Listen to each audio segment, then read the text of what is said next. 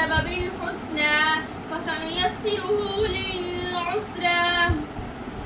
وما يغني عنه ماله إذا تردى إن علينا للهدى وإن لنا للآخرة والأولى فأنذرتكم نارا تلظى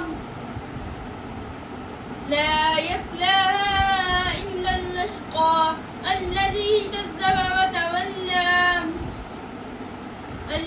كذب وتولى وسيجنبها الأتقى الذي يؤتي ماله يتزكى وما لأحد عنده من نعمة تجزى